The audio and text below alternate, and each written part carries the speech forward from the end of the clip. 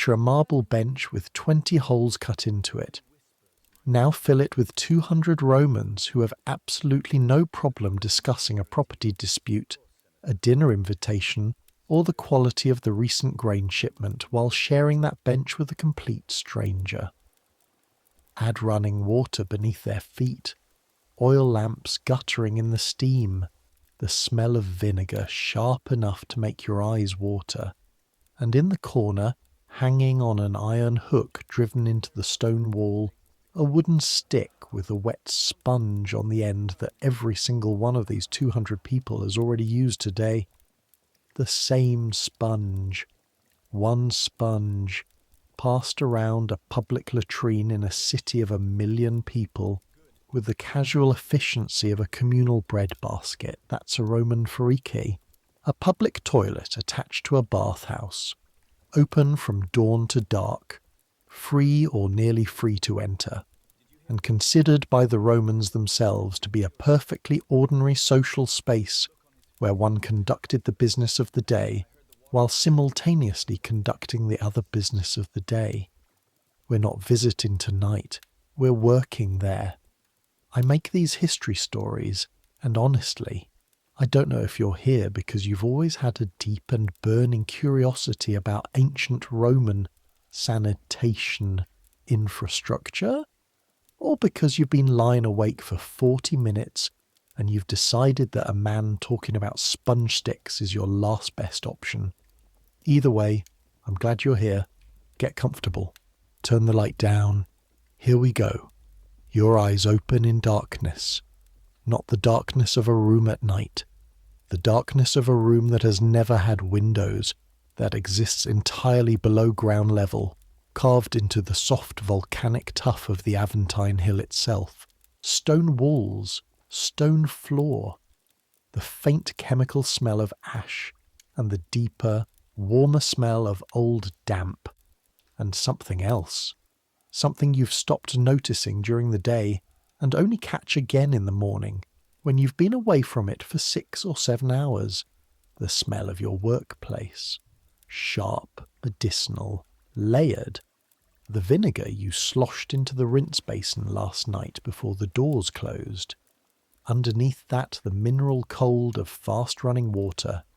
Underneath that, the very specific smell of 2 centuries of daily use embedded into marble and stone so deeply that no amount of vinegar will ever fully reach it. For half a second, maybe less, your sleeping brain registers only the warmth coming up through the floor. The hypocaust, the heating system that pushes hot air through brick channels beneath the bath complex above you, keeping the caldarium scalding and the tepidarium warm, the whole building breathing like a sleeping animal. The floor is warm. For that half second, your brain doesn't register anything else and you think you're back home. The warmth has that quality. Winter mornings in Capua, your mother's bread oven still hot from yesterday, the kitchen floor warm against your feet. Then the smell finishes waking you up. You are Marcus Septimus Calvus. You are 17 years old. You were born free in Capua in Campania, the son of a man who owned 12 ugera of good volcanic soil and 4 goats and a kitchen garden, and owed a debt that grew the way debts grow when the harvest fails twice in 3 years. The debt became a judgment. The judgment became a magistrate. The magistrate became a series of events that ended 8 months ago, with you arriving in Rome on the back of a hired cart, a letter of transfer in the carter's bag and nothing else.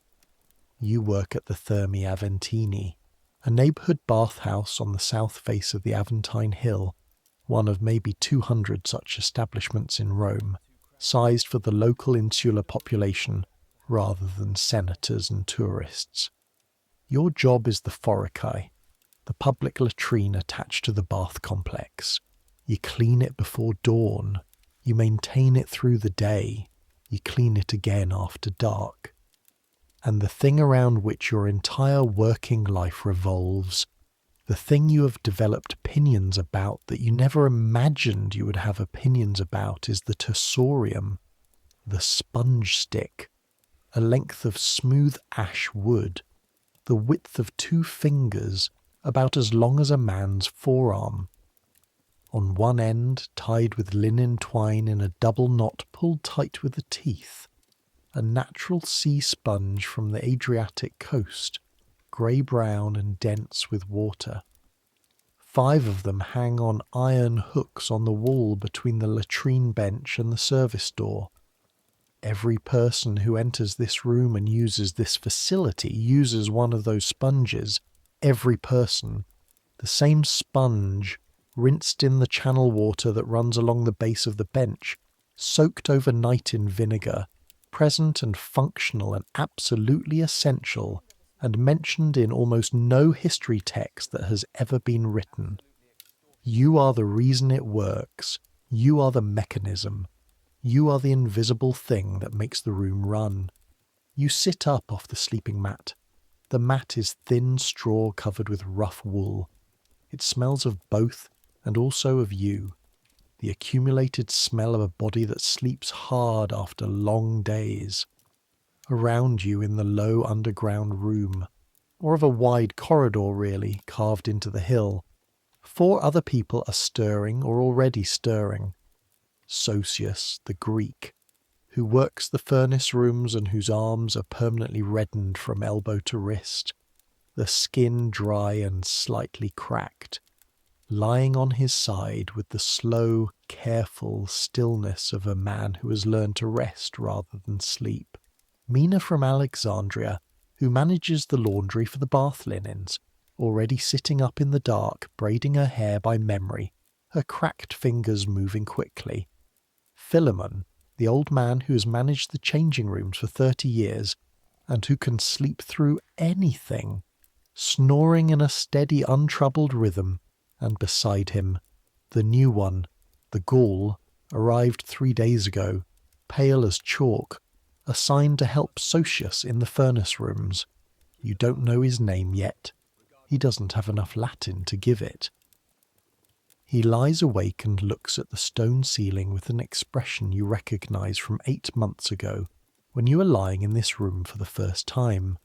You pull on your tunic, rough undyed wool, a patch on the left shoulder sewn shut with your own clumsy stitches, because Gnaeus Pompeius Strabo, who owns this bath complex and therefore owns you, does not waste money on tailors for slaves below a certain rank. You strap on your sandals, leather, good leather, saved for over 4 months from coins dropped by patrons, now worn to the shape of your feet, and you take the clay lamp from the corner and go upstairs. The service corridor that connects the slave quarters to the bath complex runs the full length of the basement level. Down here, below the public spaces, you can see the bones of the building. Lead pipes the width of your forearm running along the ceiling, carrying water from the city's aqueduct network to the chambers above. Brick pillars at regular intervals, the suspensurae of the hypocaust, supporting the heated floors of the bathing rooms above, the space between them, a low hot crawl space where the hot air circulates from the furnace chambers. You've been inside that space once. Once was enough. The heat is absolute in there, the kind that stops your breath and makes your skin feel like paper. There's always a drip somewhere in the basement. The permanent wet exhalation of Rome's infrastructure, the seepage from pipes, and from the earth itself. Rome is full of water. The aqueducts deliver more water to the city every day than most cities use in a month, and it goes everywhere, through the lead pipes into the baths and fountains and the houses of the rich, and then into the drains, and then into the cloaca maxima, the great sewer that runs beneath the city from the old forum down to the Tiber, and then into the river, and then into the sea. A continuous river of water flowing through Rome at all times, arriving clean and leaving carrying everything Rome has done with it. The door to the forica storage room is the third on the left. You count your steps in the dark and shoulder it open. The smell of vinegar hits you first, sharp and almost pleasant at this hour, when it hasn't yet mixed with anything else. You set down the lamp and take stock by its light. 3 large amphorae of wine vinegar along the right wall, dark clay sealed with wax, each one as tall as your knee. A wooden crate of replacement sponges on the floor, dried ones, flat and pale and hard as cork, which you'll need to soak for 20 minutes before they are any use, the dried sponge expanding to nearly 3 times its dry size when it meets water, opening up into the dense labyrinthine structure that makes it useful. A bundle of smooth ash sticks, ready to have sponges tied to them when the old ones give out. A coil of linen twine. A small bone-handled knife for cutting it. 2 wooden buckets, dark with use. A clay funnel that clips to the oil jug for refilling the lamps without spilling. And on the shelf at eye level, the figurine of Fortuna. Small, terracotta, the paint half gone, found here when you first arrived. You've kept her there. You're not particularly devout, but after 8 months of working in a latrine, you have developed a certain appreciation for the goddess of luck. You fill both buckets at the pipe outlet in the corner, cold water direct from the aqueduct, and carry them through the service corridor to the forica. The forica itself is not open yet. This is your hour. The private hour between the city and the work, before 200 Romans arrive to remind you what your job actually involves. You push the service door open with your hip and step inside with the lamp. Even empty, the room keeps its nature. The stone here is old. The Thermae Aventini has been here, in some form since the early empire, and the forica is built into the hillside itself, the rear wall, the cut stone of the Aventine. Dark and slightly damp with seepage, the wall that has been here since before this building, since before most of the buildings in Rome. This wall was here when the Republic was still the Republic. It doesn't care about the vinegar. It holds what it holds, and what it holds is the accumulated evidence of 2 centuries of daily use, embedded so deep in the stone that it has become part of the stone. You stopped thinking about this around the 3rd week. You had to. The bench is marble, long and white gone grey, worn smooth at those 20 places where generations of people have sat. 20 holes, each one slightly different, cut by hand, probably over many years as the bench was extended, each one worn at the edges to a rounded softness that marble takes on after decades of contact. The bench is cold in the morning. The forica has no hypocaust. The running water keeps it cold even in summer. In January you've worked in here with your breath making small clouds. You set down the buckets. You unhook all 5 sponge sticks from the wall and lower them one by one into the first bucket, the cold water closing over the sponges with a sound like a small gasp. Then you take the wooden scraper from its hook by the service door and clean the channel. The channel runs along the base of the bench, about a foot below floor level, a continuous trough of stone about 8 inches wide. At night the main water flow is reduced, and the channel holds what it holds. You run the scraper along it methodically, pushing everything downstream toward the main drain. The scraper has good weight to it.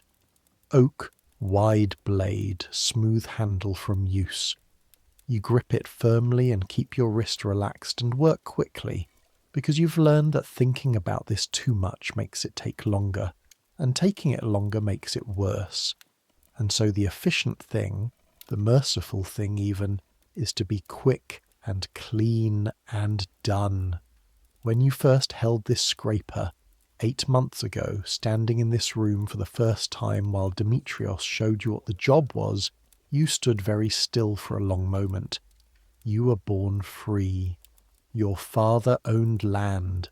You had, at some point not so long ago, been a boy who spent his afternoons in olive groves in Campanian sunlight. And now a Greek freedman was showing you how to clean a Roman public latrine with a wooden scraper. You didn't cry. You didn't argue. You scraped. You've been scraping for 8 months. You're good at it now, which is its own strange thing to be good at. After the channel, you check the lamps. 14 of the 20 have burned out through the night. The oil holds for most of it, but not all. You refill them from the oil jug with the clay funnel, tilting each lamp toward you, watching the level rise in the small reservoir. The lamps are simple fired clay saucers with a pinched lip and a hemp wick. When they're lit, they give a soft yellow light that makes the marble look warmer than it is, that makes the room look almost like a room in a house, instead of a room in a latrine. Almost. Then you take the sponge sticks out of the soaking bucket, shake each one over the drain, and rinse them through the now running channel water, which you've opened back to full flow by turning the iron valve handle in the corner. The water comes fast and cold from the pipe above, filling the trough to its working depth, rushing away at the far end. You squeeze each sponge with both hands, watching the water run through. You know these 5 sponges well. You know which one is getting old. The one on the far end, the fibres starting to separate at the twine, and you know which one absorbs best and which one is already half dead. You'll replace 2 of them this week. The new dried sponges are in the crate in the storage room. Tying the new ones is the fiddly part. You need to use the double knot pulled tight with your teeth. The linen twine pulls tighter against tooth than against finger, and a tighter knot means the sponge doesn't shift when a patron is using it.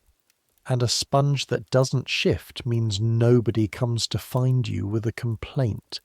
And nobody finding you with a complaint means Demetrios doesn't find you with a complaint. And Demetrios not finding you with a complaint means you finish at sunset instead of at the 2nd hour of the night. You hang the sponge sticks back on their hooks. 5 of them, evenly spaced along the wall, at the height where a seated person can reach without stretching. You pour a measure of vinegar from the small working jug into the channel. It dilutes as it flows, but the smell carries, which is the point. And then you stand back and look at the room. Marble bench, 20 holes, channel running clear, 5 sponge sticks, wet, hanging straight, 20 lamps burning low and steady, the terracotta Fortuna watching from her shelf. Ready. Outside through the thick stone walls the city is already running. You can hear it even here. The rumble of delivery carts making their last runs before dawn when the wheel traffic prohibition kicks in. The clatter of wooden shutters folding down to become shop counters. The first vendor voices rising, and underneath everything the low continuous exhalation of 1 million people beginning another day. Somewhere very close, the thermopolium, the cook shop attached to the baths on the street side, is already going, and you can smell it even through this. Hot fat and cumin and the sweet smell of grain being poured into hot water. You are hungry. You've been hungry every morning for 8 months. Breakfast is at the plank table in the corridor outside the changing rooms. Spelt porridge from the clay pot Mina makes every morning, a stack of coarse bread rounds and the communal jug of posca, vinegar and water mixed, which is what Gnaeus Pompeius Strabo has decided his slaves begin the day on, and which Demetrios has apparently decided to drink as well out of some principle of solidarity or economy or habit. You eat standing. There are no chairs. There's never been any discussion of chairs. You eat standing because the table is at standing height, and nobody has ever suggested anything else. And that is sufficient reason in this city and in this life. The porridge is thick and slightly scorched at the bottom, in the way that Mina's porridge always is, without variation, which means either Mina has never discovered the relationship between temperature and scorching, or she doesn't particularly care, and you have decided it is probably the latter. It's warm and it's filling and it tastes like grain and nothing else, which is fine, you've eaten worse. There were weeks on the farm in Capua in the lean months before the olive harvest, when breakfast was yesterday's bread dipped in water. This is porridge. Sosias appears from the furnace rooms with his arms red to the elbow, takes a ladle of porridge and eats it standing, looking at nothing. His skin is tight and dry, the skin of someone who works near constant heat, and in the morning light from the single high window in the corridor, you can see the network of small cracks across his forearms and the back of his hands. He looks like fired clay. He's been fired by the furnaces for however many years, remade into something different from what he was. "Furnace 3, he says. "What about it?" "Cracking the flue." "This is not your problem. You eat your porridge. Sosias eats his." Neither of you speaks again until Philemon arrives. Philemon is 60 or close to it. A small bald man with a face like dried fruit, brown and creased and somehow still faintly pleasant to look at. The face of a man who's made a kind of peace with his life that you haven't made yet and aren't sure you will. He's been at the Thermae Aventini for 30 years, passed along with the property when Gnaeus Pompeius Strabo acquired it. He has been in this building long enough that the building feels like an extension of him, rather than the other way around. He knows things about it that the owner doesn't know. He knows which tiles in the changing room floor are loose, and he knows the crack in the cold plunge that loses water overnight. And he knows both because he has been paying attention for 3 decades while everybody else was looking at something else. He takes his bread and his posca and looks at you with the expression he always has at this hour, which is an expression of mild, settled resignation. As if each new morning is a minor disappointment he is philosophically equipped to absorb. "Demetrios is coming early today," he says. "How early?" Philemon shrugs. He eats his bread. The shrug contains, if you've learned to read Philemon shrugs, and you have spent 8 months learning to read Philemon shrugs, the information that early enough means you should not be standing here when he arrives. You finish your porridge and go back to the forica. Demetrius arrives with the first light. You hear him before you see him.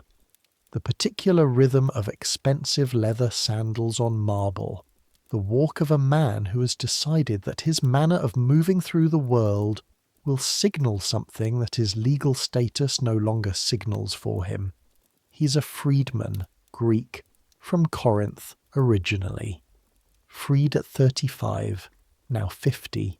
He manages the Thermae Aventini for Gnaeus Pompeius Strabo for a wage that is probably twice what he was worth as a slave, and considerably less than what the complex earns under his management. He carries a wax tablet and a stylus everywhere.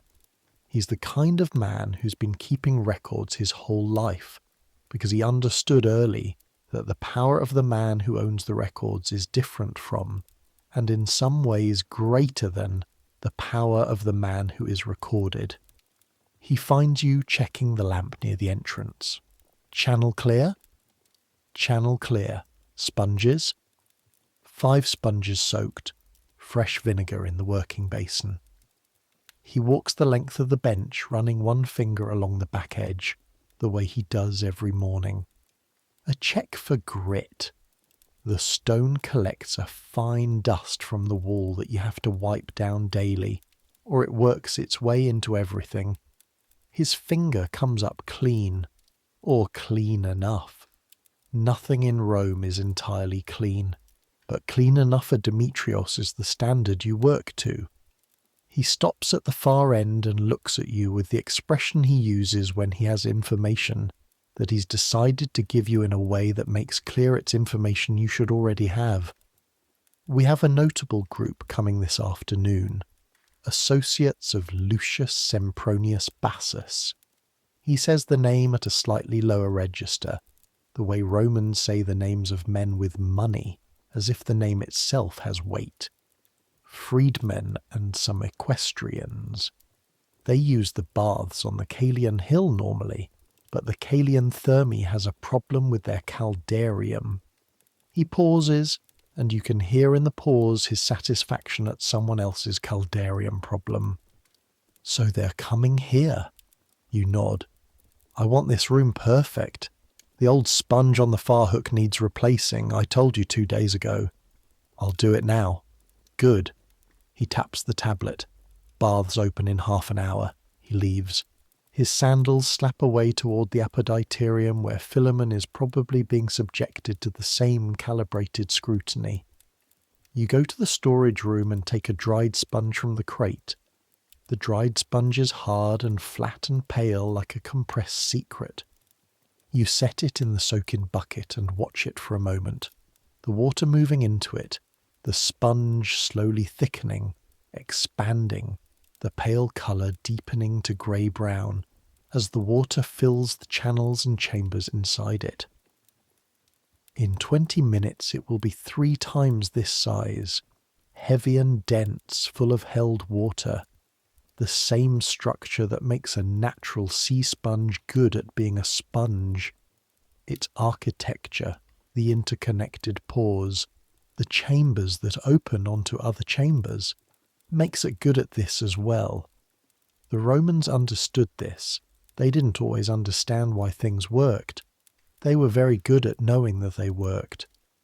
While the sponge soaks, you take the old one off its stick and untie it. The linen twine is grey with use, stiff where the vinegar has worked into it. You cut it with the knife and pull the sponge free. The fibres are separating at the attachment point, pulling away from the twine. You would have replaced it today regardless of Demetrios. You toss it in the waste bucket. Then you wait for the new one to be ready. This is the part of the job nobody sees. The waiting. The maintenance that happens before the complex opens, before anyone arrives to witness it. The work that makes the work invisible. Philemon tops up the cold plunge before the patrons see it low. Sosius brings the furnaces to temperature before anyone steps into the caldarium.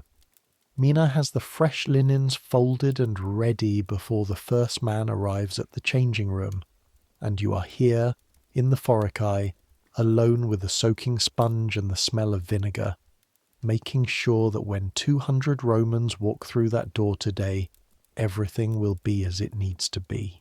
You stand with your hands resting on the rim of the soaking bucket and watch the sponge expand. Outside, through the thick walls, Rome has reached its full morning voice. The prohibition on wheeled traffic has lifted the clattering night sounds away and replaced them with the foot traffic sounds of the day.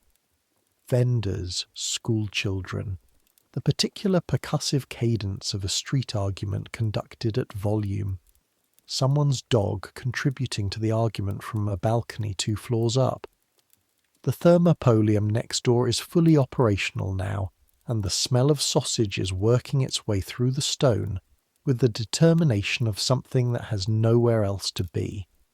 You tie the new sponge with the double knot, pulling tight with your teeth. Your jaw aches slightly after. You've done this enough times that the ache is ordinary. You hang the stick on the far hook and test it with your hand. It swings and holds, the weight right. And then you hear the main entrance open. The first patron of the day is a baker. You know this by the flour that has dried into the creases of his forearms, still visible even after washing, white dust in the lines of his knuckles. He's a big man, perhaps 40, with a particular upper body of someone who moves heavy dough for a living. The wide shoulders, the forearms that widen rather than taper. He goes into the forica without acknowledging you, uses the facility with brisk efficiency, and leaves in under 4 minutes. You check the channel after him. Everything's fine. This is most of the morning. People come in and come out. You check the channel each time. You refill the lamp by the door twice. It flickers whenever the entrance opens quickly and disturbs the air, and the first hour of the morning has people coming and going at pace. The smell of vinegar holds, the sponge sticks hang straight, the channel runs clear.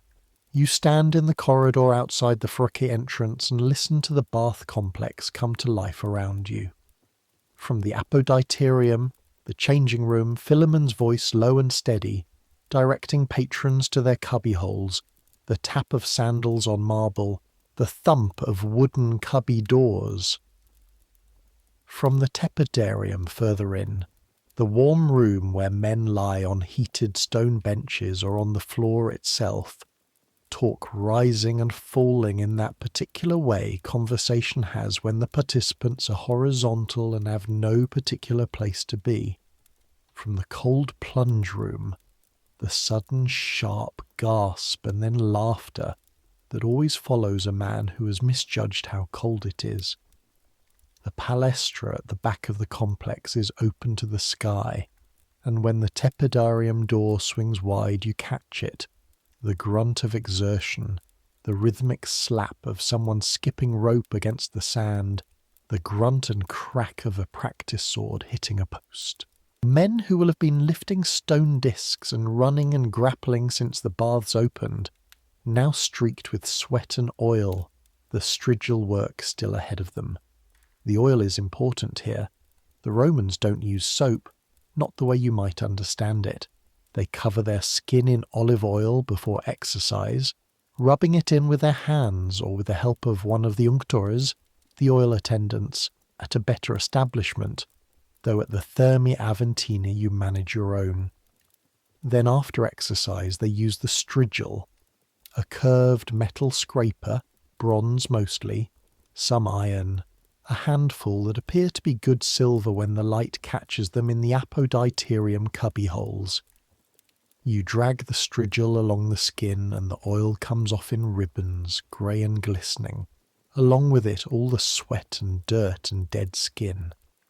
The result of all this scraping falls to the floor and is swept up by Philemon's assistant twice a day.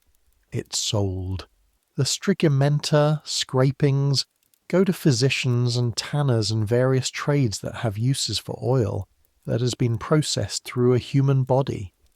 You were surprised when you learned this. You're not surprised anymore.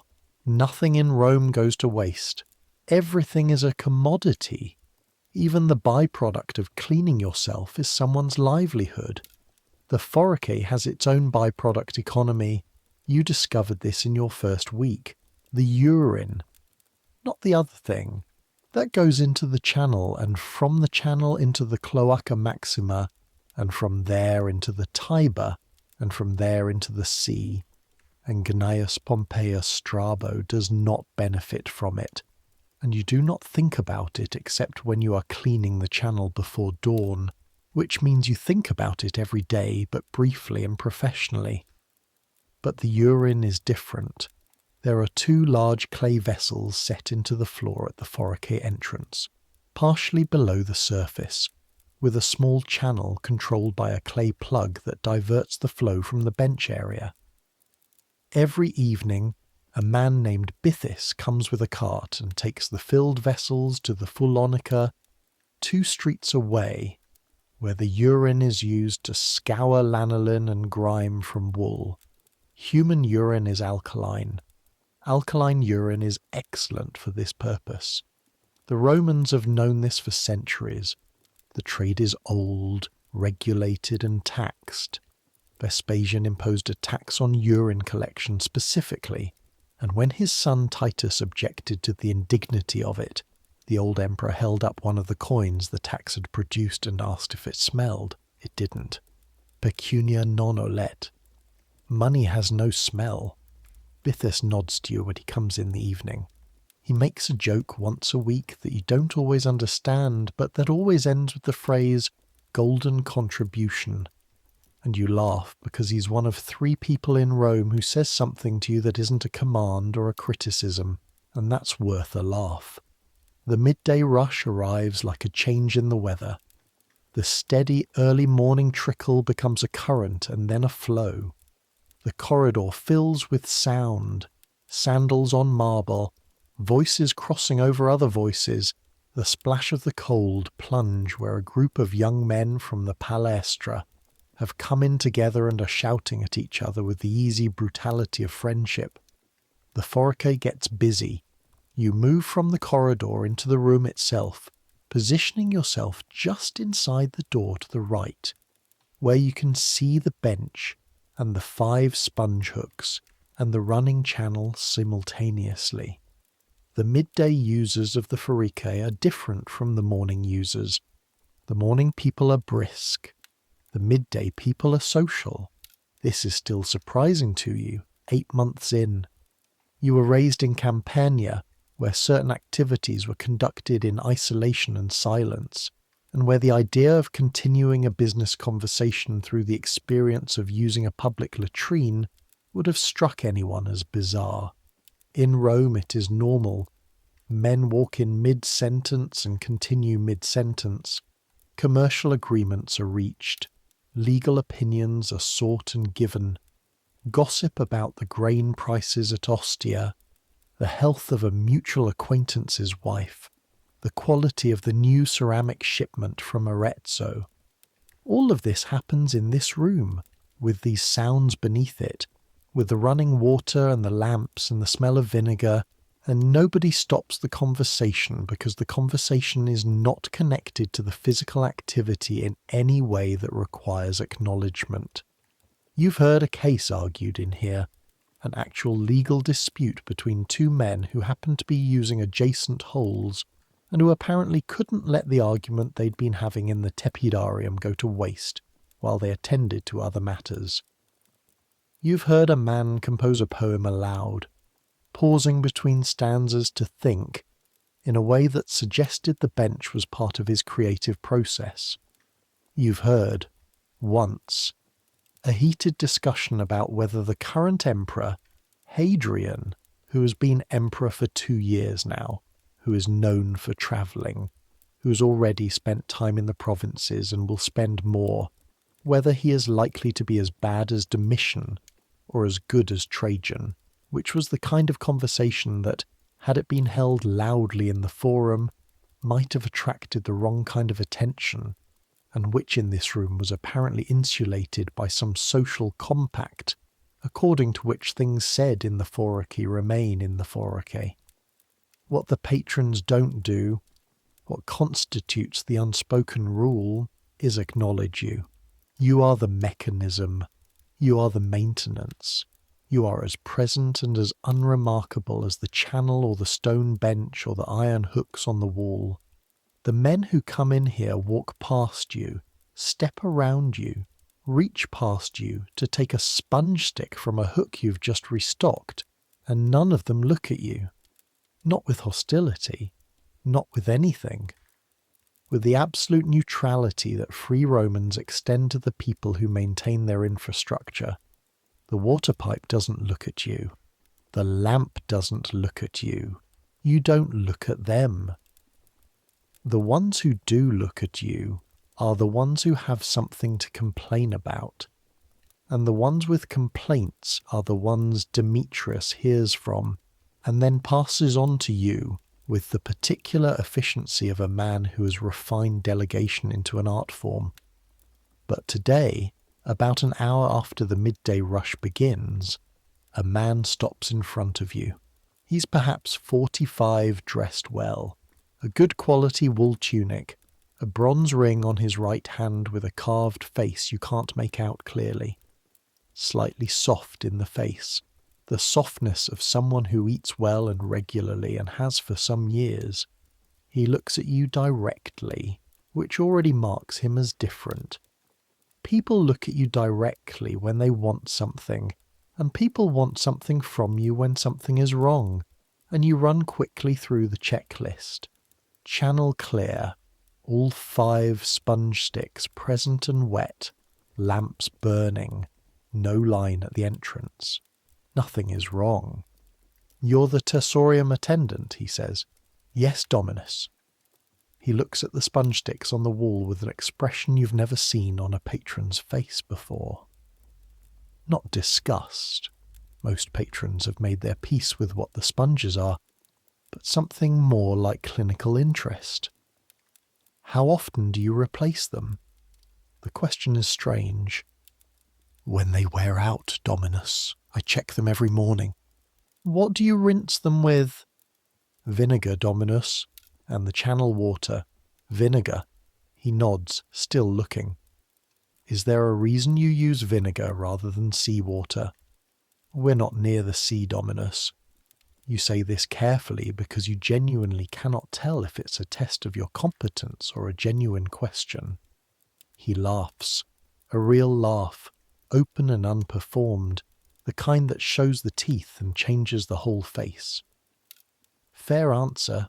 I'm a physician. I'm writing a text on municipal sanitation.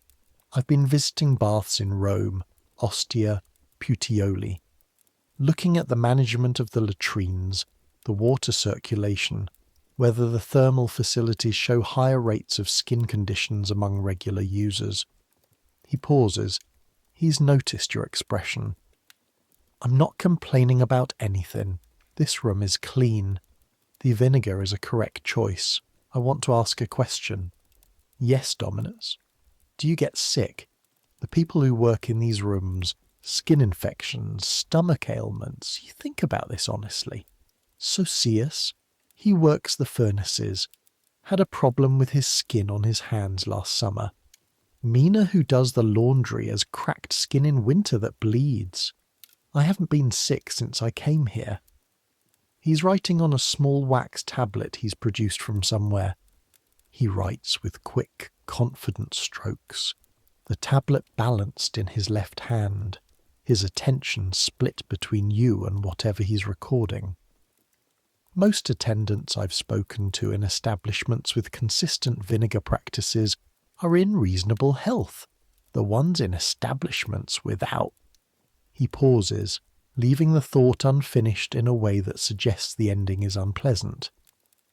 Interesting that you've been healthy. I'll note it. He snaps the tablet shut. What's your name? Marcus, Dominus. Marcus. He looks at you for a moment with an expression that is difficult to categorize. Not pity, not particular interest. Something more like the look a man gives a well-designed piece of equipment, appreciative of the function. This is a clean room. Whoever taught you the routine did it correctly. And then he walks out, back into the midday noise of the corridor. You stand in the forica for a moment in the smell of vinegar and the sound of water. A physician has just told you that you do good work, in a room that does not exist in polite conversation, in a job whose formal title, tersorium attendant, appears in no list of honoured Roman professions. In front of a smudged terracotta figurine of the god of manure, you check the lamp by the door. It's flickering again. The notable group arrives at the 3rd hour of the afternoon. You hear them before you see them. The particular register of voices that carries money, which is not louder than ordinary voices but more certain, more continuous, with less of the upward inflection of uncertainty. They arrive in a group of maybe 12, coming through the main entrance with the ease of men who use bathing facilities regularly and well, attended by 2 personal slaves who wait in the apoditerium corridor while their patrons change. Philemon receives them with the small, precise bow he reserves for equestrians and above, the bow that communicates both respect and the comfortable authority of a man who has been managing this space since before most of them were born. From your position in the corridor you catch pieces of them, heavy wool togas in the equestrian style, well laundered, bronze clasps, some silver.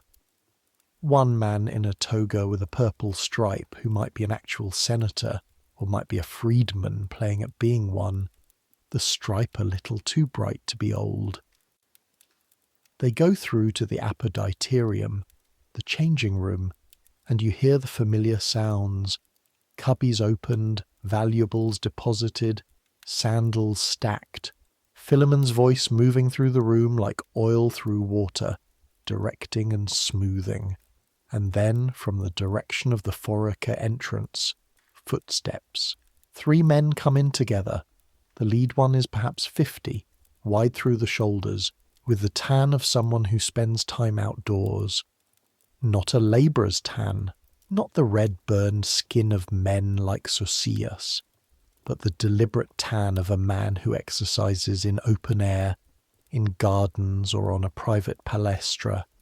He moves through the forica without looking at you, which is normal, but the 2 men with him are younger and they do look at you, look directly at you, with the frank assessment of men who are accustomed to evaluating things, property or horses or wine or slaves. You hold still and look at nothing. The man, this must be one of the associates of Lucius Sempronius Bassus, or Sempronius Bassus himself, takes a sponge stick from the second hook. He handles it with the ease of a man who has done this in a dozen bathing complexes across Rome, who considers this no more remarkable than taking a piece of bread from a basket. He uses it with the matter-of-fact efficiency of the Roman upper class toward every physical function, which is a thoroughgoing practicality that coexists without apparent contradiction with their elaborate social performances everywhere else. He rinses it in the channel water. He hangs it back. He looks at the room as he adjusts his tunic. One long look. Then he looks at you. You maintain this room? Yes, Dominus. He nods. He says nothing else. He leaves. You wait a count of 10 and then step to the bench and check the hook where the sponge stick hangs. It's straight. The sponge is properly rinsed. The channel beneath is clear. You allow yourself to exhale. This is what perfection looks like in your work. Not admiration, not praise. A man using the facility without comment and leaving. 3 hours later, the physician saves a man's life in the caldarium, and for a little while the whole Thermae Aventini stops being about anything else. You don't see it happen. You're in the foricae when it starts, hearing something change in the sound of the building. The particular quality of urgency that travels through stone differently from ordinary noise. A sharpening of voices from the direction of the heated rooms, the sudden absence of the lazy murmur of the tepidarium conversation, which goes quiet in the way things go quiet when something has gone wrong somewhere else. You come out of the forica into the corridor and stop Philemon's young assistant, who is moving toward the heated rooms with the quick step of someone who has been told to do something and isn't sure what. What is it? Man in the caldarium. He went in with a Sempronius party and he's... The boy makes an uncertain gesture with his hand. Demetrios sent me for water. You follow him to the storage room. Cold water. 2 jugs. Heavy clay. The boy takes them and goes. You follow because there's no particular rule about you following, and because Demetrius hasn't appeared yet, and because you want to know. The caldarium is at the far end of the complex from the foricae, past the tepidarium, past the corridor where the unctors keep their oil amphorae. The door is thick oak studded with bronze, and it holds the heat in with an efficiency you can feel standing 6 feet away, the warm air pressing against you even at this distance. Through the door you can hear voices, more voices than there should be. Voices that have the compressed quality of urgency with restraint. The voices of people trying to manage something without causing more alarm, Philemon is already there, standing to one side of the door with his arms at his sides and his face arranged in the expression he uses for disasters that have not yet become disasters.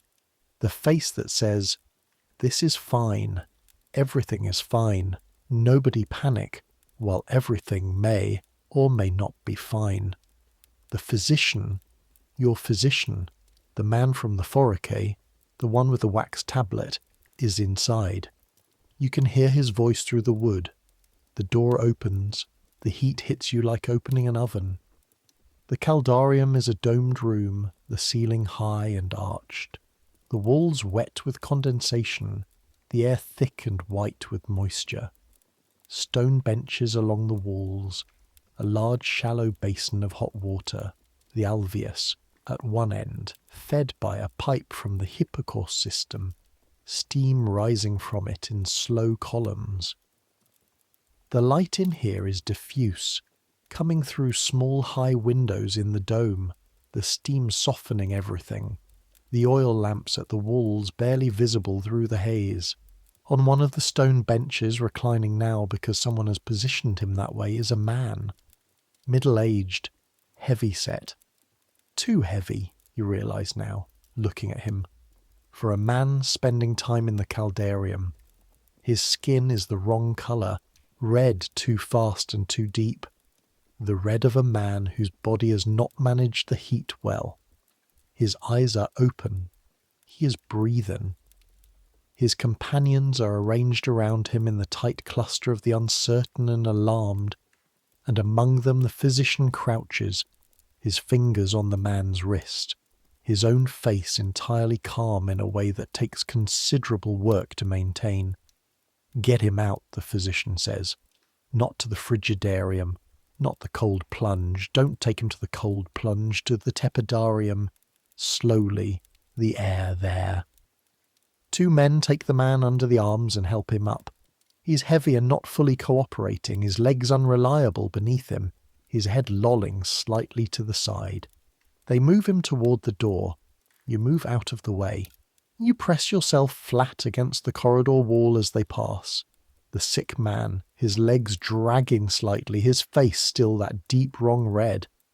And behind them the physician, the wax tablet now tucked inside his tunic, his hands free. He glances at you as he passes. "Marcus," he says, without stopping. "Your name, from a patron." Said without request, without complaint, just recognition. The word passing by you in the corridor like a small strange coin.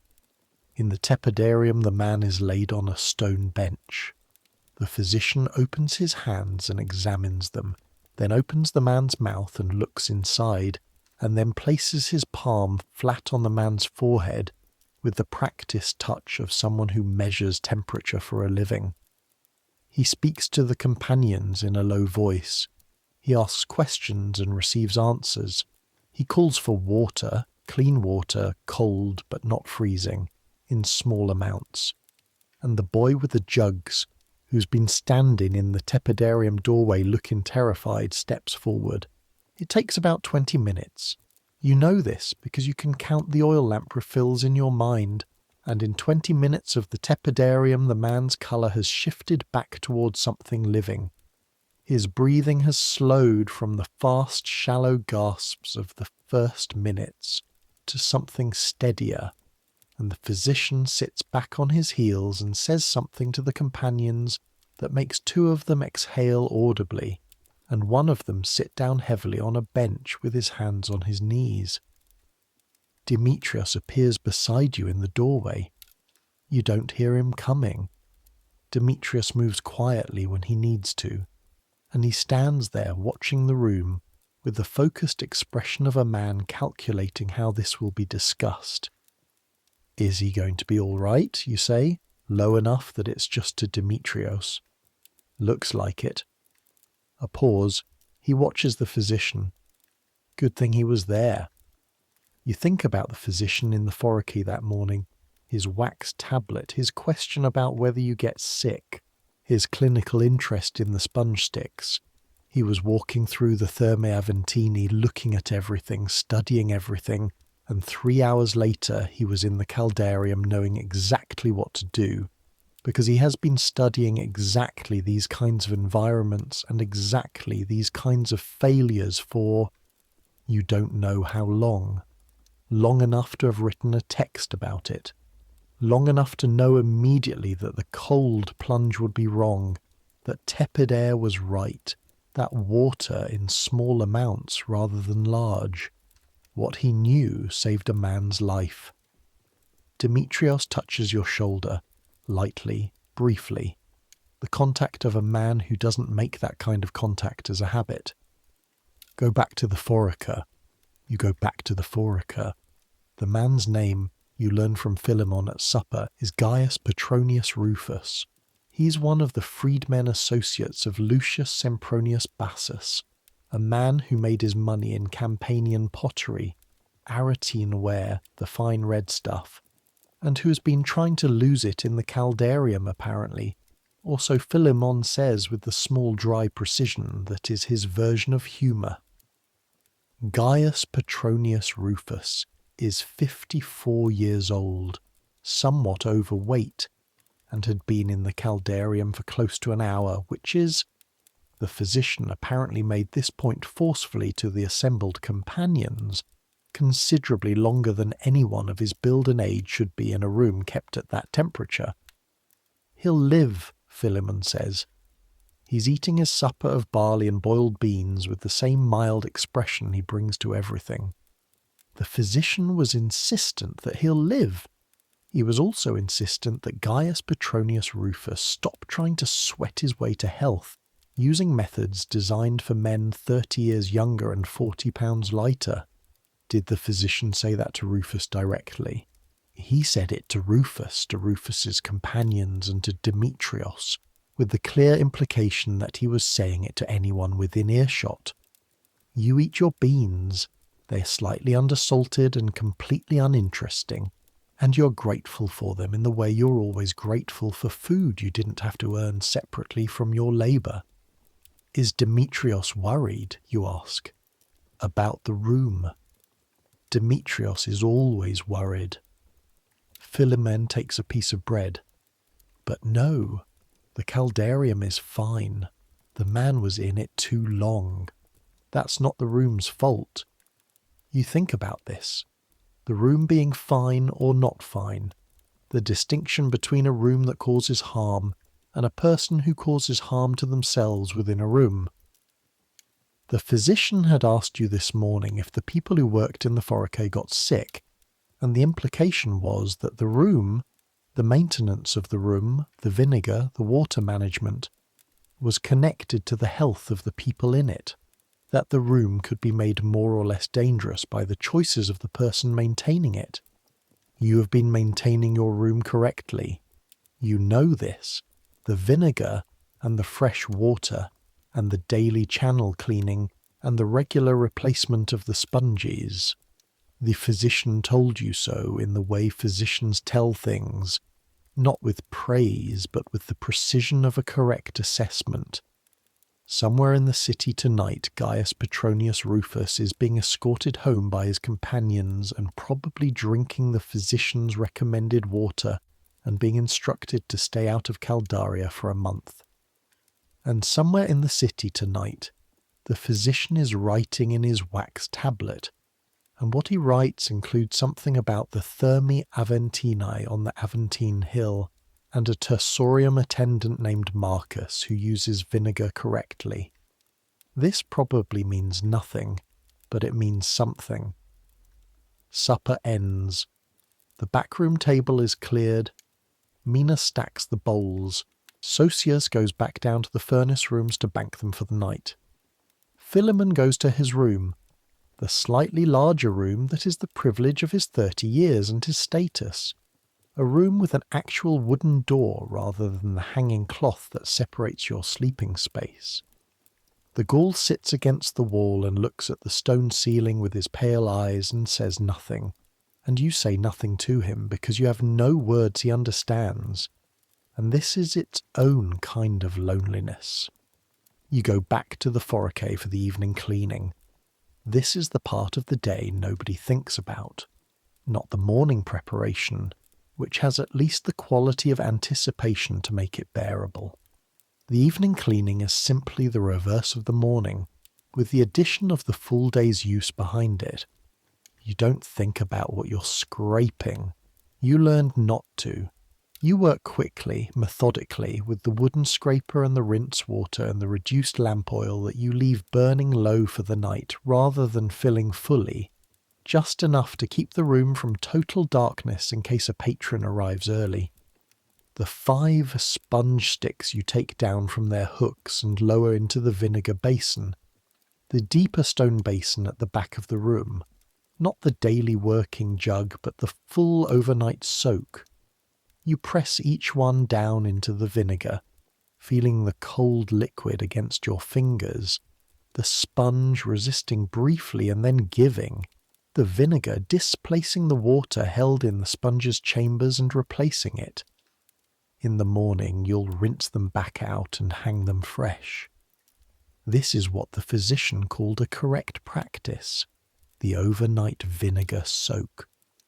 You learned it from the brief set of instructions Demetrios gave you when you started, a list of tasks delivered in Demetrios' precise economy of language. Do this, then this, then this. He didn't explain why. He didn't need to. You did it because those were the instructions, but now you know why.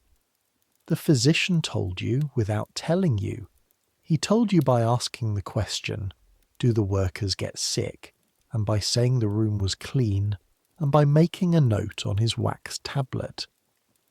He was looking for the connection between the sponge practices and the health of the people who use and maintain the room, and he had found, in your room, a practice that worked. The vinegar, which kills whatever the vinegar kills, which you don't have a name for. Something the vinegar finds and neutralizes in the night so that the next 200 patrons don't carry it home with them. You thought, at the beginning, that the vinegar was about the smell. Just the smell. Covering one smell with a more acceptable one.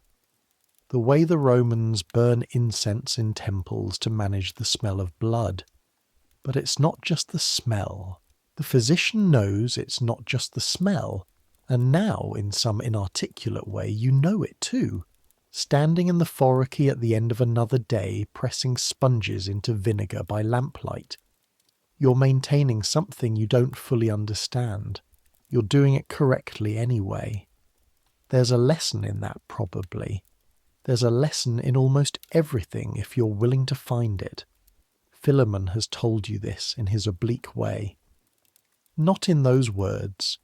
Philemon doesn't say things in those words, but in the way he shows you things without explaining them. The way he pointed out the cold plunge crack in the first week without saying, here is a crack, here is what will happen if you let it go. Here is what it costs Gnaeus Pompeius Strabo to repair versus the cost of a daily water top-up before opening. He just showed you the crack and the bucket. The understanding was up to you. You rinse your hands in the channel. The water is cold, very cold. The temperature of the aqueduct water that has come from the hills above the city and has not been warmed by any room or any pipe. You hold your hand in it for a moment and feel the cold work into your joints. Your hands have changed in 8 months. They were a farm boy's hands when you came here, calloused in the right places for campaignian work, for digging and carrying and pruning. Now the calluses are different, in different places. The handle of the scraper has left its mark at the base of your right palm. The daily vinegar contact has dried the skin of your fingers and left them slightly lighter in colour than the back of your hand. Your hands are becoming someone else's hands. You dry them on the rough cloth by the door and go through the service corridor to the slave quarters. The night in the underground corridor has its own sounds. The building above you, still warm, still breathing, the hypocaust running on its banked furnaces through the night to keep the morning warm-up time manageable, makes low stone sounds, expansions and contractions in the brick, the drip from the lead pipe somewhere in the middle section, Socius in the furnace room, the occasional scrape of his tool as he banks the coals, keeping them alive through the night without burning hot enough to waste fuel. You lie on your sleeping mat and look at the stone above you. 8 months. When you were in Capua, still on the farm, still free, you knew what 8 months meant in terms of work and seasons. 8 months was the olive harvest and the winter preparations and most of the spring, and into the first heat of summer. 8 months was the rhythm of the farm, measurable in what the soil was doing and what the weather was doing and where you were in the cycle. 8 months in Rome means something different. 8 months in Rome means 240 mornings before the forica opened, and 240 evenings pressing sponges into vinegar. It means a different kind of knowing, not the seasonal knowledge of a farm, but the daily institutional knowledge of a building, a routine, a set of tasks performed so many times, they have become part of your body. You know things now that you didn't know in Capua. You know the weight of a properly soaked sponge versus an improperly soaked one by feel. You know the sound the channel drain makes when it's running clear versus when something has partially blocked it. You know the difference between the morning smell of the forica, vinegar dominant, clean beneath it, and the midday smell and the evening smell, and how each one tells you something about the state of the room without you having to look. You know things about Rome that a man from Capua doesn't know. You know the Aventine Hill at all hours.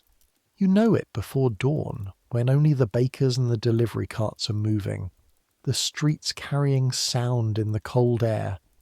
You know it at midday when it's crowded with the working people of the densely packed insulae, the freedmen and the small traders and the craftsmen who live in the 5- and 6-story buildings that surround the bath complex, buildings so close together that their upper floors almost touch across the street.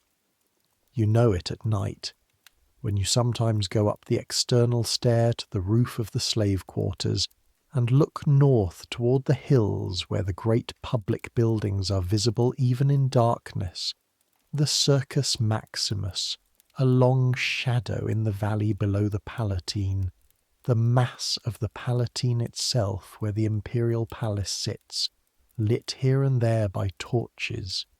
You've been up to that roof twice, once to fix a tile that had slipped and was letting rain in, Demetrios sent you, and once, a month ago, for no reason except that the underground room was very close that night, and the city was doing something with its sound that drew you up into the open air. From the roof at night you can see the shape of Rome, not the details. The city is too dark, too broken up by smoke and by the sheer number of buildings, nothing like the view you'd have in daytime from a hill. But the shape, the way the Tiber curves visible by its absence of lights, a dark band through the city, the clustered torchlights of the Emporium district down near the river, where the goods warehouses stay busy at night receiving the cargo from the ships, the Forum Romanum somewhere northeast, the temples catching torchlight at their porticos, the aqueduct arches visible against the sky at the far reaches, the Aqua Claudia striding in from the south on its tall stone legs, the size of it. You grew up in Capua, which is not a small town.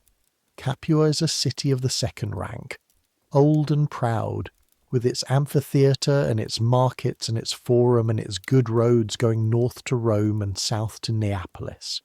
You thought Capua was a city until you arrived here. Now Capua seems like a courtyard, a large courtyard, well maintained, but a courtyard. Rome is not a courtyard. Rome is a world A world that has swallowed 1 million people and organised them into their functions. Merchants, magistrates, soldiers, slaves, physicians, bakers, fullers, philosophers, and one particular person who maintains the sponge sticks in a neighbourhood bathhouse on the Aventine, and keeps them all running with the remorseless efficiency of a machine that has been running for 7 centuries and intends to continue. You are a small part of the machine, a very small part, but you've learned in 8 months what it means to be a necessary part, not an important part. You're under no illusion about importance. Important is the physician who saved Gaius Petronius Rufus in the Caldarium this afternoon. Important is Demetrios, who keeps the whole complex profitable. Important is Lucius Sempronius Bassus, whose social connections have given the Thermae Aventini a reputation it didn't have 6 months ago. You're not important. But necessary is different from important. Necessary means the thing doesn't work without you.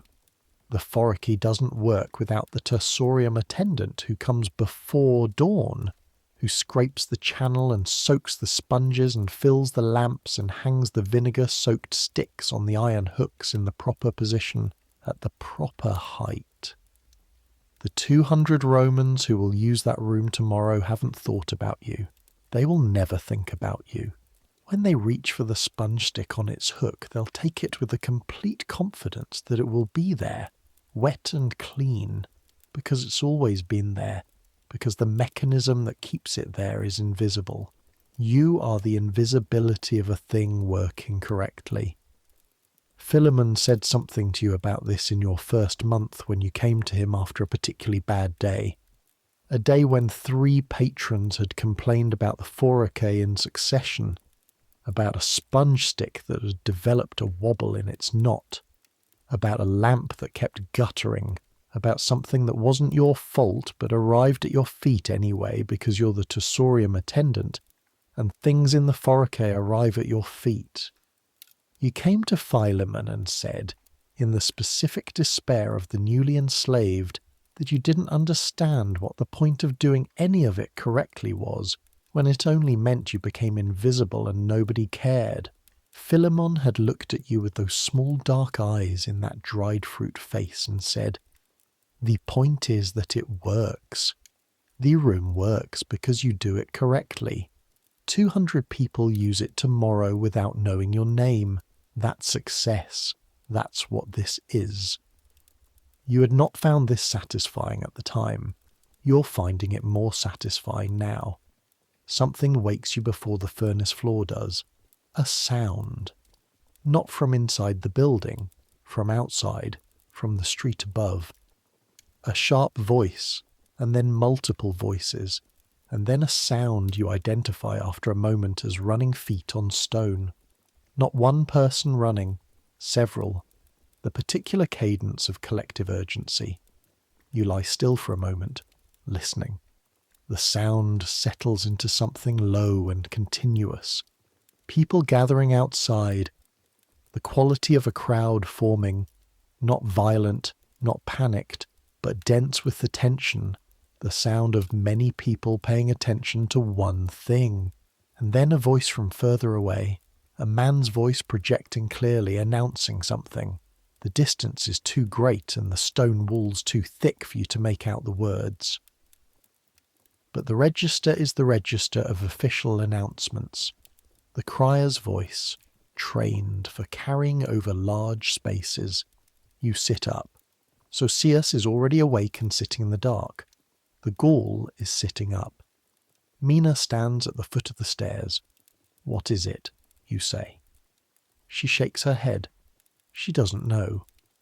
You go up the stairs and through the service door to the street entrance. The main entrance to the Thermae Aventini is locked. The large wooden doors bolted from inside. But the service door on the alley side is not, and you pull it open and put your head into the Aventine night air. There's a crowd in the street. Not a mob, a crowd. People who have come out of the insulae above, standing in groups on the narrow street in various states of undress, some of them holding lamps, the lamplight making moving shadows against the stone walls. They're all facing the same direction, toward the junction with the wider road that runs down toward the Circus Maximus. And from that direction, the crier's voice, carrying something, the words arriving in pieces, the emperor, something, soldiers, something. You step outside. Hadrian is coming to Rome. This is what Philemon tells you the next morning, when he's heard the full story from the bread seller 2 doors down who was awake and listening. The emperor, who's been travelling in the provinces since taking power, who many people in Rome have never actually seen, is coming back to the city. The announcement went through the city in the night. Official heralds through the major districts.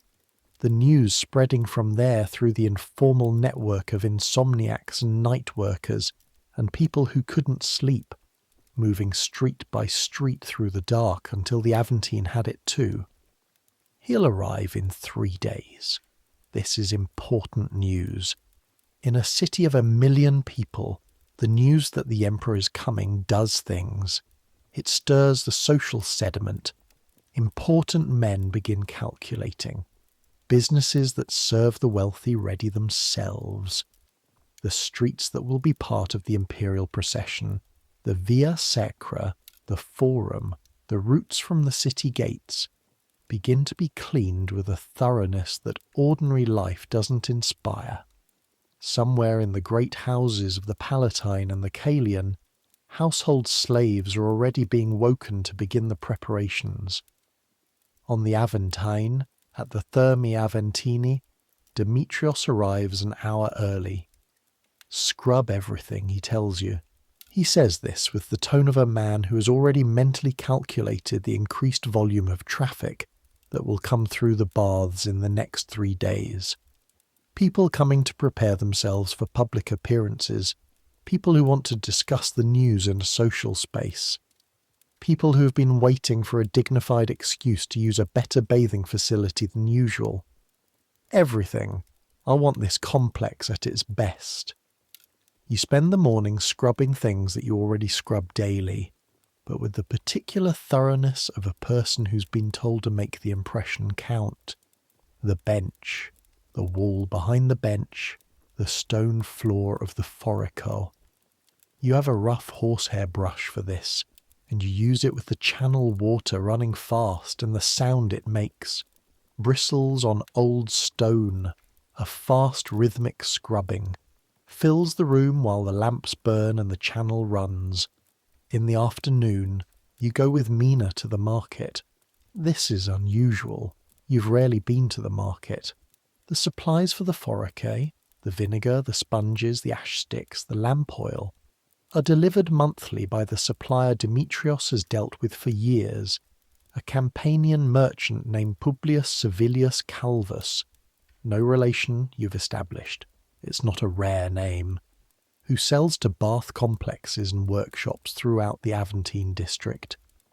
But today Demetrios needs extra sponges, extra vinegar, extra oil, and doesn't want to wait for the regular delivery.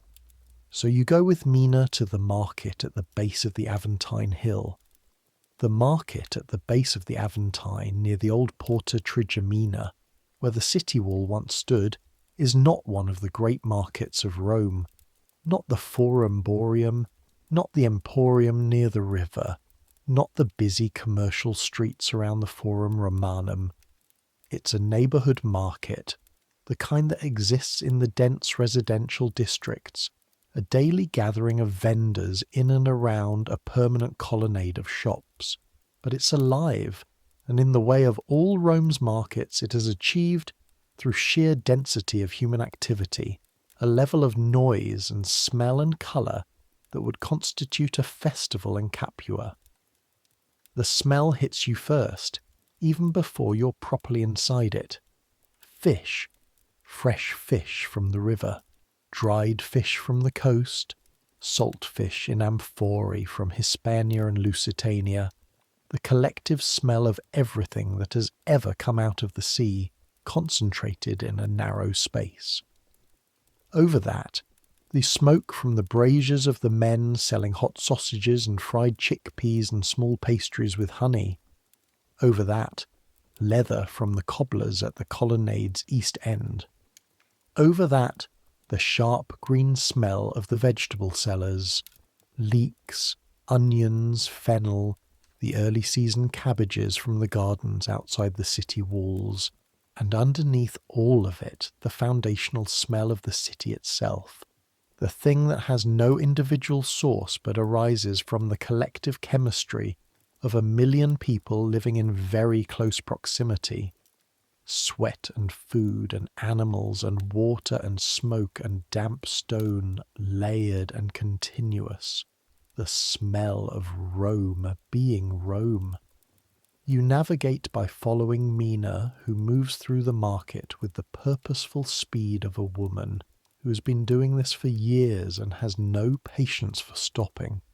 She knows where the sponge seller is, a small man at the far end of the colonnade with a basket full of dried sponges, pale as the ones in your storage room, stacked in a pile that looks almost geological. She negotiates with him in rapid Greek, which you don't follow, and emerges with 6 sponges for a price that seems to satisfy her but not him. The vinegar is easier. There are 3 sellers, and you find the one whose vinegar smells right from 3 stalls away, sharp and clean, the wine vinegar you need, not the cheaper diluted stuff that some sellers pass off as the real thing. You test a drop on your tongue, the way you've learned from monthly deliveries. It should be sharp all the way back in the throat, not just the front of the tongue. This one is right. You buy 4 small amphorae. On the way back, carrying the sponges in a cloth bag and the amphorae in the 2-handled basket Mina carries with the ease of someone who has done this 10,000 times, you pass through the market's main alley, where the crowd is thickest. And in the crowd you see something you don't often see on the Aventine, which is money moving. A group of 4 men, well dressed, with the purposeful stride of people who have come to the market for a specific reason, rather than for daily needs. They're moving toward the river end of the market where the larger merchants keep warehouses and offices, the men who deal not in individual sausages and dried fish, but in shipments, in cargoes, in the kind of quantities that have numbers with many digits. 2 of the 4 men have slaves behind them carrying writing materials.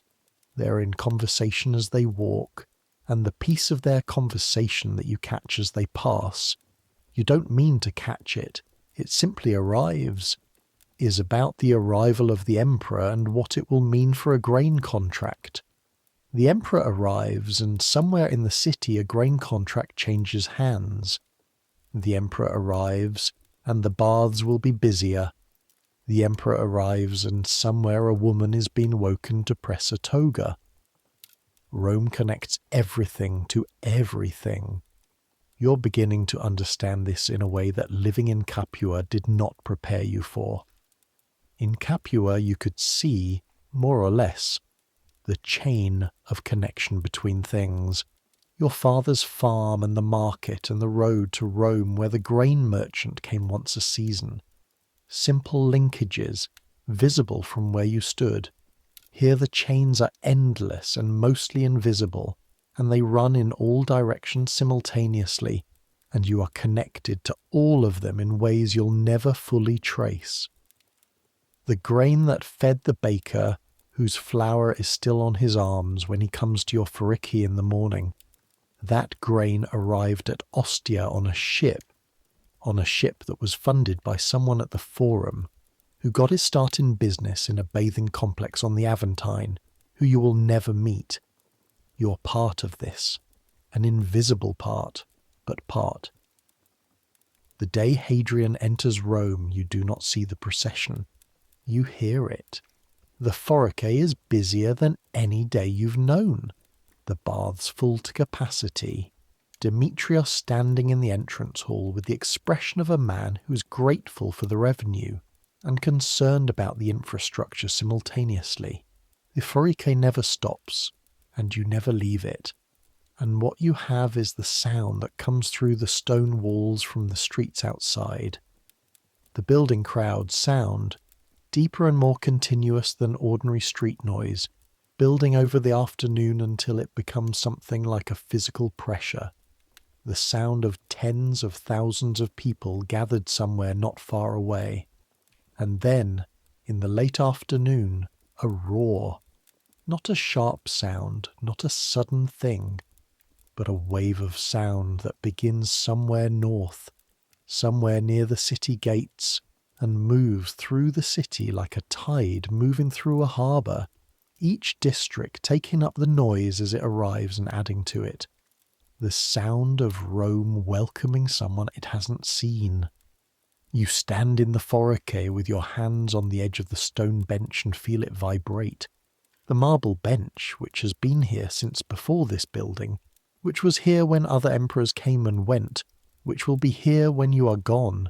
The marble vibrates slightly against your palms with the weight of Rome shouting. You take your hands off the bench after a moment. You check the channel. You refill the lamp nearest the door. You go on. That night Bithis comes later than usual. He comes in through the service door with his cart and his 2 clay vessels, and he nods at you and makes the golden contribution joke, and you laugh.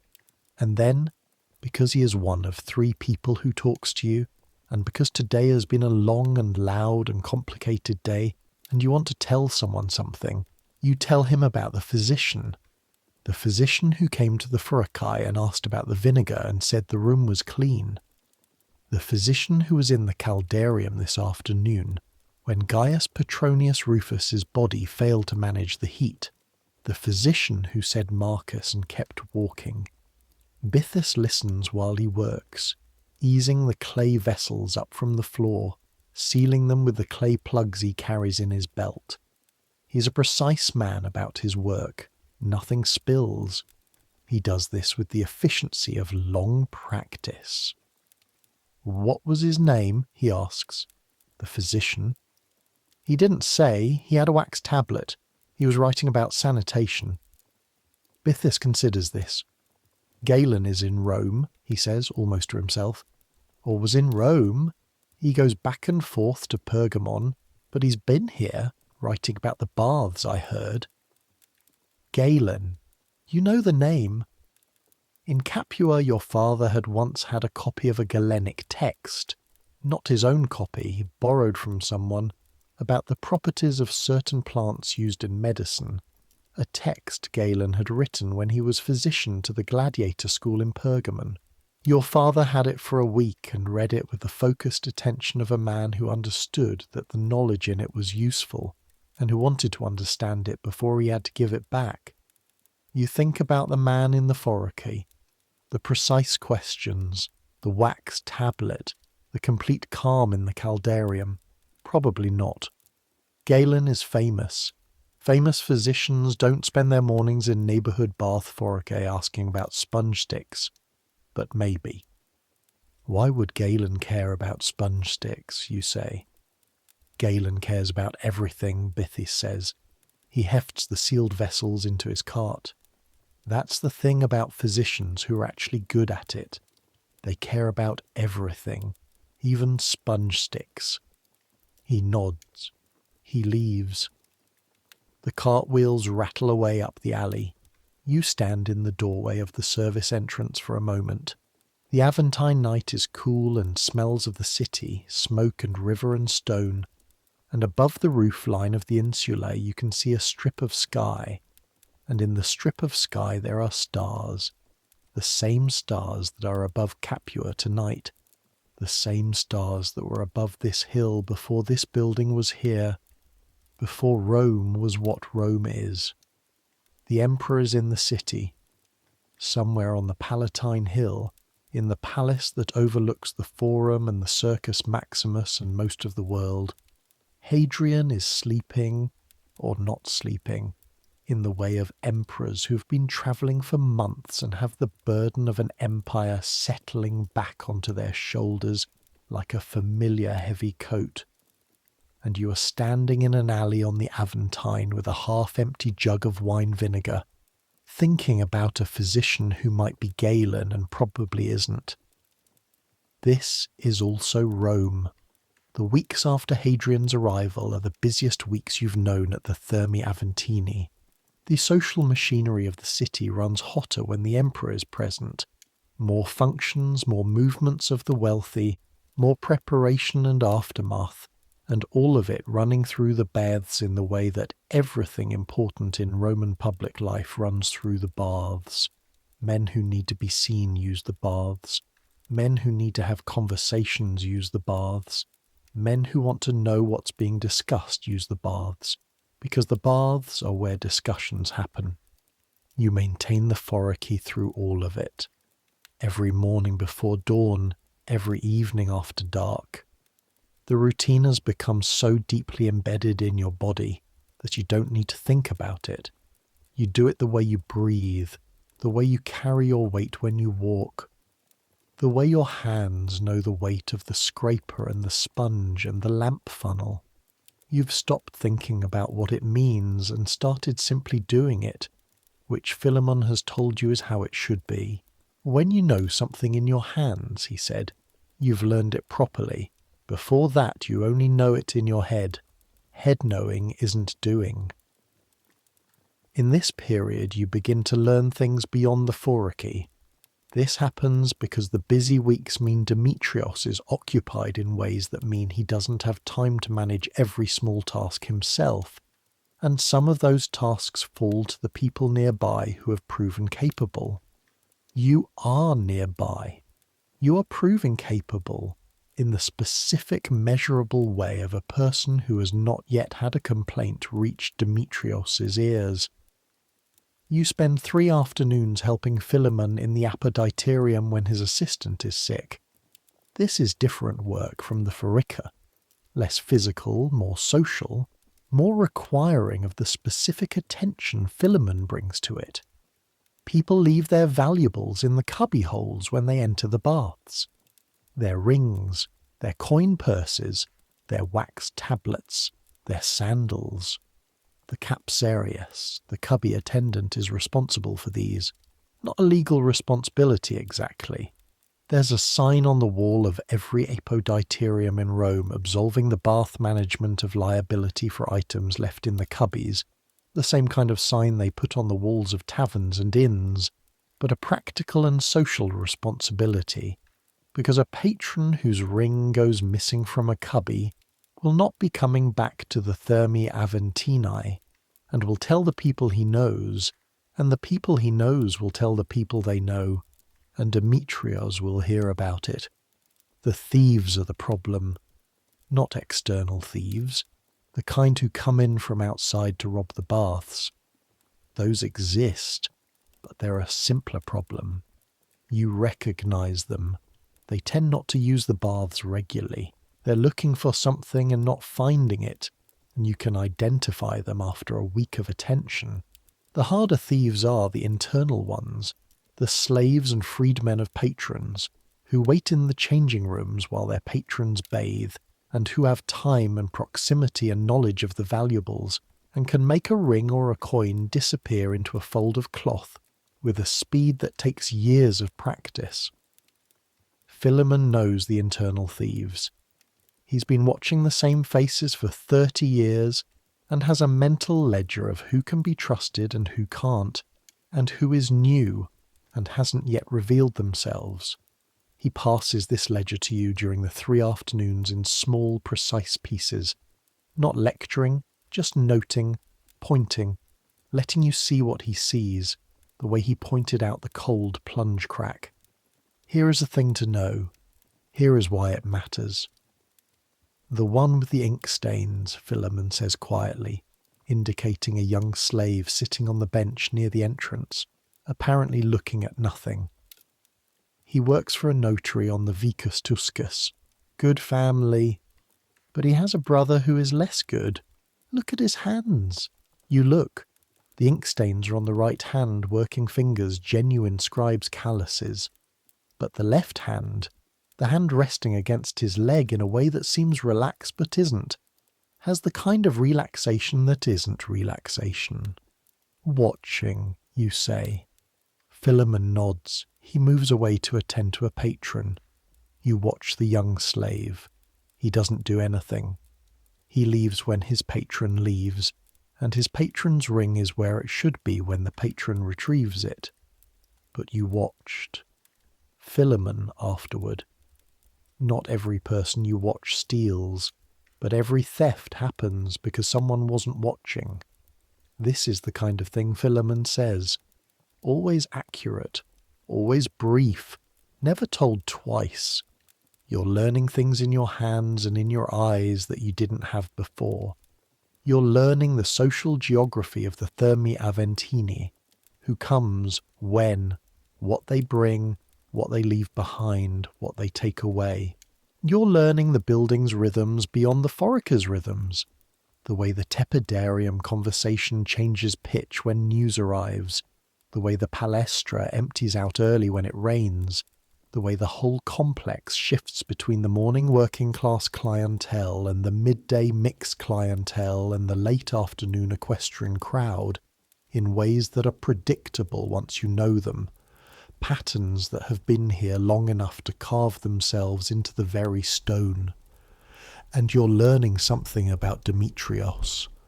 In the busy weeks, Demetrios is visible in ways he usually isn't. He's present in the bath complex for 12, sometimes 14 hours a day, moving between rooms and conversations, managing up.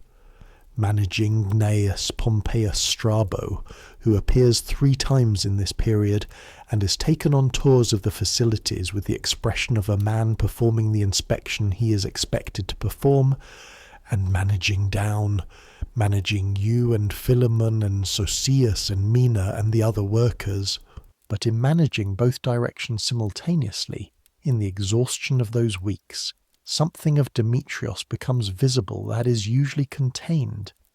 He was 12 years old when he was enslaved. He told you this once, in a conversation about nothing that became a conversation about something, in the late afternoon when the complex was quiet and he was reviewing the ledger at the table near the apoditerium. 12 years old, in Corinth, when the man who had become his first master bought him at a market. 23 years in slavery, 12 years as a freedman. He has been Demetrios the freedman for less than half the time he was Demetrios the slave, and the freedman is built on the foundation of the slave, and you can see this in him in the busy weeks, in the way he still flinches slightly when Gnaeus Pompeius Strabo speaks sharply, in the way his hands still do things efficiently and without waste, in the way he manages you and Philemon and the others with a precise fairness that is not kindness exactly, but is the result of knowing what it costs when the person above you is unfair. He is the only future you can see from where you stand, the only model for what the path ahead might look like. A man who was once what you are, who made a thing of it. You don't know if that's comforting or not, but it's real. At the end of the busy weeks, 3 weeks after Hadrian's arrival, when the city has absorbed the emperor's presence into its daily life, and the initial excitement has settled into the background hum of the imperial presence as a fact rather than an event, Demetrios calls you to the management room. The management room is a small space off the apoditerium corridor, barely larger than the forica storage room, containing a table, 2 chairs, a strong box bolted to the floor, and a shelf of wax tablets and papyrus rolls. Demetrios sits behind the table. He has the look of a man who has been calculating something and has arrived at a conclusion. "Sit down," he says. You sit in the chair across the table. Slaves don't often sit across from Demetrios at this table. You can count on one hand the times this has happened. You helped Philemon this month, he says. Yes. He said you were useful. Philemon says you were useful. The specific precision of that phrase, not that you were good, not that you were impressive, that you were useful, is so exactly the right praise from Philemon that you almost want to smile. I learned things, you say. Good. That's the point. Demetrios opens the strong box with a small iron key from his belt and places 3 coins on the table. You look at them. 3 sestertii. Not a fortune, but more than the small dropped coins you've been collecting for 8 months. Gnaeus Pompeius Strabo has approved a small payment for the exceptional work during the high traffic period, Demetrios says. He says this formally, the language of a written record even when there's no record being made. Habit. This is not a change in your status. You are still a slave of the Thermae Aventinae, but productive work is noted. You pick up the 3 coins. They're warm from the strong box, heavy in a way that sestertii are not particularly heavy, but that money is heavy when it's yours. Thank you, you say. Don't thank me. This is Gnaeus Pompeius Strabo's money. He pauses. I did tell him you should be considered, that's all. You hold the coins in your closed fist. You were born in Capua, Demetrios says. It's not a question. Yes. Your father had a farm. Yes. What happened to the farm, you tell him. Briefly. The debt, the harvest failures, the magistrate. Demetrios listens with his hands flat on the table, in the way he has when he's paying full attention, not moving. I was in the market in Corinth, he says, when you finish. Different story, same ending, a pause. The ending of the story isn't fixed, though. Philemon has been here 30 years and he runs this building in every meaningful way. The man who owns it doesn't know it the way Philemon does. In 20 years, who do you think Gnaeus Pompeius Strabo's grandchildren will depend on to keep the Thermae Aventinae running? You understand what he's saying, you're not sure you believe it yet, but you understand it. The forica is clean, Demetrios says. It's been clean every day for 8 months, that's not nothing. He opens the ledger on the table and picks up his stylus, which is his way of ending conversations. You go back to the forica. In the evenings now, the evenings after the notable group's visit, after the Caldarium incident, after Hadrian's arrival, after the 3 sestertii, you sometimes sit on the steps of the service entrance in the alley and listen to the Aventine go to sleep. It goes to sleep slowly, this hill. The insulae take a long time to quiet. The residents of the upper floors, the poorer residents, the ones who live higher up where the rent is cheaper and the fire risk is worse, cook on open braziers in their rooms and you can smell the cooking drifting down, onions and cheap oil and whatever's left from the market. Children's voices from the windows, briefly, and then quieter, and then gone. The tapping of sandals on stone as the last workers come home from wherever they work, the night shift baker going the other way, a dog that has a grievance about something, insistent for 20 minutes and then silent. And from the baths behind you, even now, even at this hour, the low steady rush of water in the pipes, the deep warmth of the hypocaust making the building breathe. You sit with your 3 sestertii in your pocket and think about things you're learning to think about the physician with the wax tablet who might have been Galen or might not have been, who asked the right questions, who looked at the sponge sticks and saw something worth seeing, about Gaius Petronius Rufus, who left the Caldarium on someone else's legs but left alive, about Demetrios at 12 in a market in Corinth, learning to do the thing that would take him to 50, and a management room and a table with a strong box, about Philemon at whatever age he was when he started at this building, learning which tiles are loose, learning the cold plunge crack, learning to watch the young man with the ink stains without the young man knowing he's being watched. About your father's farm, which is probably being worked by someone else now, by some debtor's solution, the olives in the grove ripening and falling and ripening again without your father or you to harvest them. Or maybe not. Maybe the debt has been resolved in some way you don't know about. Maybe your father is there now, in the kitchen that smells of bread, and the floor is warm. You can't know. You have no letters. You have nowhere to receive letters. You're a component of a bath complex on the Aventine Hill, and components don't receive correspondence. But the farm is somewhere. The world you came from is somewhere, still existing, whether you can reach it or not. And the world you're in is also real, and the 3 coins in your pocket are real, and the accumulated knowledge of 8 months of correctly maintained sponge sticks is real, held in your hands and your back and your jaw from the tightened knots, as real as anything. The night before your 9th month begins, you lie on the sleeping mat in the underground room and listen to the city above you.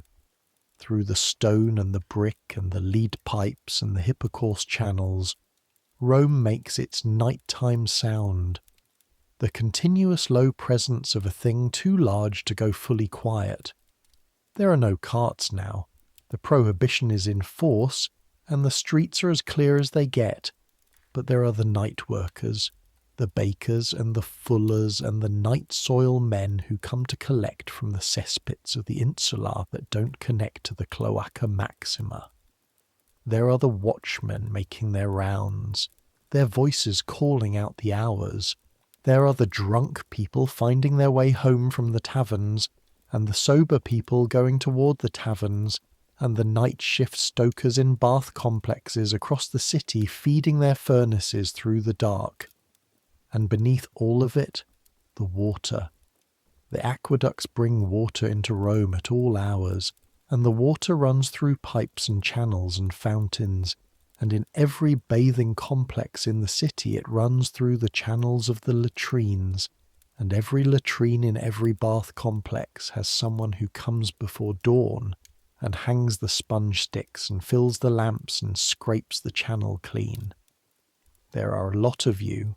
You've never thought about this before, but there are probably hundreds of you, hundreds of people doing this same job, this same morning routine in this same city right now, in the dark below hundreds of bath complexes from the Quirinal to the Aventine to the Trastevere across the river. None of you know each other. None of you are mentioned in any text. But the city runs in the morning. The forica are clean. The sponge sticks are wet and hanging, and 200 people reach for them with complete confidence that they'll be there, because they've always been there, because the mechanism that keeps them there is invisible. You close your eyes. The stone above you is old. Older than this building, older than the empire, older than the republic that the empire replaced. The Aventine Hill was here before Rome. It will be here after. The stone doesn't know the difference between a free man and a slave, between a Campanian farm boy and a tersorium attendant, between you and the person who did this job before you, and the person who will do it after. But the stone holds warmth. The hypocaust is doing its work below. The banked furnaces breathing slowly, and the warmth is coming up through the floor the way it comes every morning. The warmth that wakes you before the bells do. The warmth that sits underneath everything in this building, the way purpose sits underneath labour if you let it. Your hands are starting to know things. Your eyes are starting to see things Philemon sees. Your body is mapping the building the way your father's body used to map the farm, the lean years and the good years and the weight of the soil in different places. You're not who you were in Capua.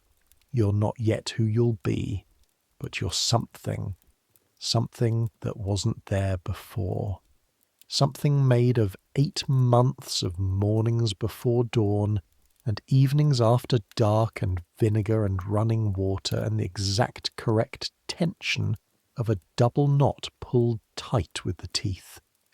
Something that belongs to this place in the way that the water belongs to the channel.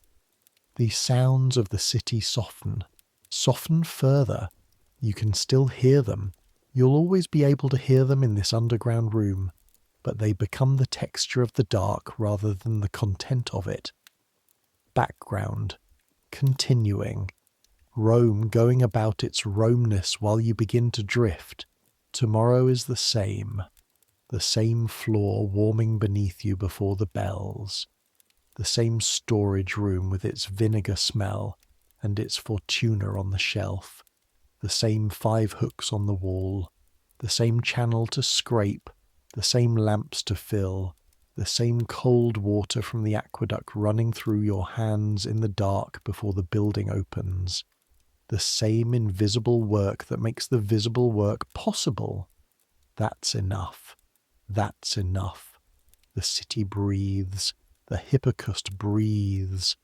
The water runs through the pipes in the walls and through the channels beneath the floors and through the entire vast arterial system of a city that has been moving water through stone for 7 centuries and intends to keep moving it for centuries more. And in a small room below a bath complex on the Aventine Hill, the person who tends the sponge stick sleeps. Let it come. Let the sleep take you the way it takes everyone eventually, even the ones who believe they're too busy or too worried or too much in the midst of something to stop. Let the sounds fade. Let your hands unclench. You're not holding anything now. There's nothing to hold in the dark, and the day's work is done, and the knots are tight, and the channel is clear. Let the warmth from the floor come up through the mat and the thin blanket and into your back and your shoulders and the spaces between your joints where the day has been sitting. Let Rome keep running without you for a few hours. It will. And let yourself be, for these dark hours between the end of one day and the beginning of the next, just a person lying in the warmth below an old building in an old city, breathing slowly, hands open, with nothing required of you but rest. The bells will come. The floor will warm. The vinegar smell will be there in the morning. But that's the morning. This is now. You've earned this. Take it. Good night.